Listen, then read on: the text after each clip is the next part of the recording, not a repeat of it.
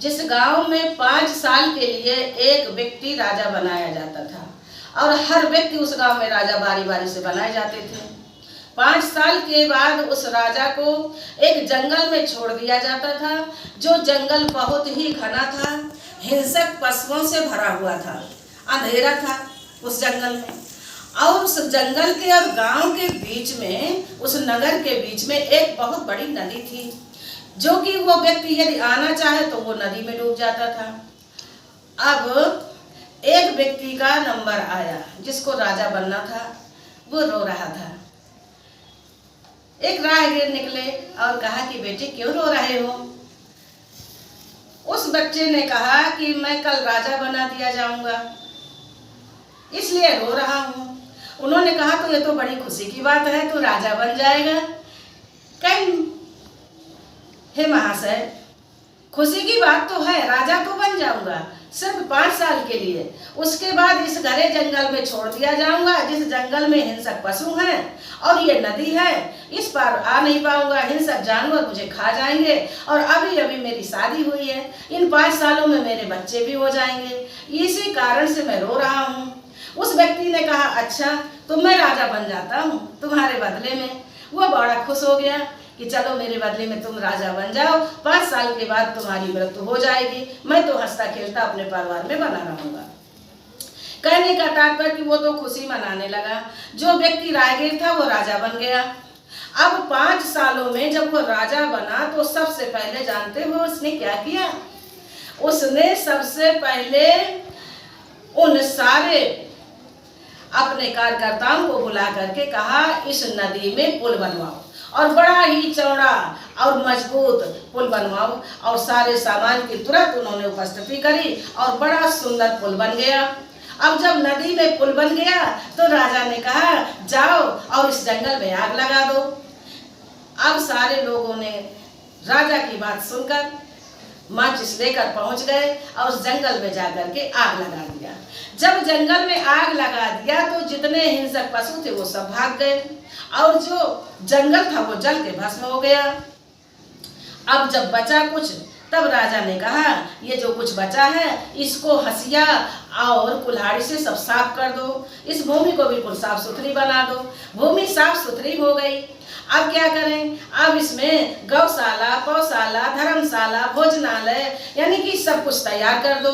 ये सब कुछ हो गया। अब क्या करें? अब सुंदर सुंदर पुष्पों की, सुगंधित पुष्पों की फुलवारी लगा दो, बढ़िया बढ़िया से फलदार वृक्षों के बगीचे लगा दो। सबने लगा दिया। अब राजा क्या करें? राजा ने कहा अब बढ़िया से बढ़िया धर्मशाला को बड़े बड़े तैयार करा दो और कुछ भी नहीं करना। बड़े बड़े धर्मशाला बन गए, रहने की जगह हो गई, सुंदर राजमहल के जैसा वहाँ वातावरण हो गया। अब 5 साल पूरे होने के बाद राजा ने अपना उतारा ताज और कहा ले भैया ये राजमुकुट, मैं तो चला जंगल को। अब सब वहाँ देखकर भौचक्के रह गए कि अब इसको फेंकना तो पड़ेगा नहीं, सुंदर पुल बना है और जंगल में मंगल है। अब तो जंगल में कुछ दुख है ही नहीं, क्योंकि अब हिंसक पशु भी नहीं है, अब कांटे नहीं, अंधेरा नहीं, अब तो हर व्यक्ति राजा बनने को तैयार है।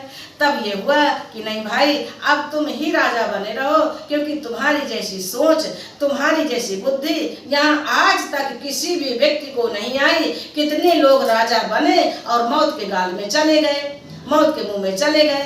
तब उस व्यक्ति ने कहा सुनो, इसका मतलब जानते हो? इसका मतलब तो यही है कि यही मनुष्य का शरीर सबसे बड़ा जंगल भी है और बड़े भाग मानुष तन पाया, यह सोई सुंदर सोई सुभग शरीरा जो तन पाए भजे रघुवीरा।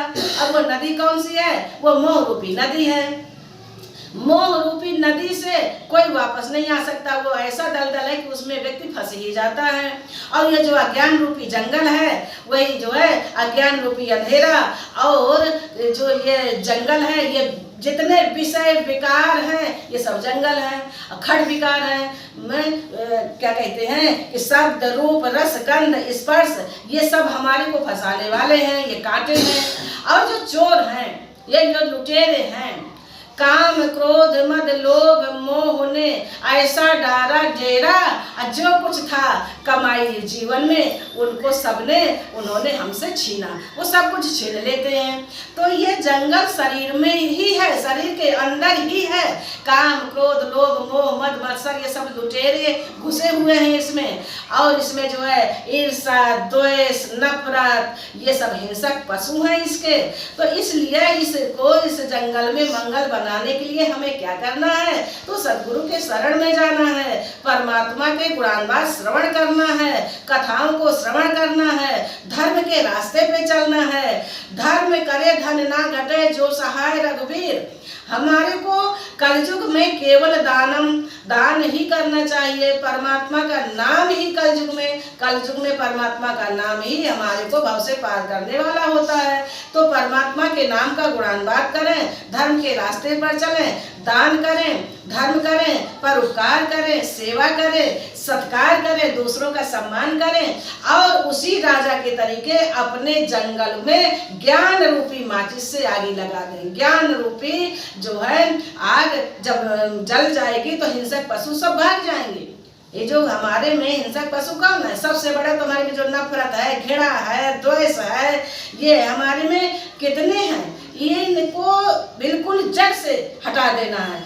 ये जो चोर हैं जंगल में, ये सब काम क्रोध लोभ मोह मद मत्सर ये जितने हैं, अरे भोर भया जागो अब नई मोह रात है, ज्ञान सूर्य उदय हुआ देखो प्रभात है, जागो शरण सतगुरु के पधारो, और हर श्वास में सो हम उच्चारो, मंत्र यही सदगुरु का जग विख्यात है, ज्ञान सूर्य उदय हुआ देखो प्रभात है। प्रेमी अनमोल तन मानुष का पाया, विषयों में खूब इसे तूने लगाया, अरे आशा तृष्णा लगाए फिरे घात है, ज्ञान सूर्य उदय हुआ देखो प्रभात है, ज्ञान सूर्य उदय हुआ। ये प्रेमी अनमोल तन मानुष का पाया कितना सुंदर भाव है।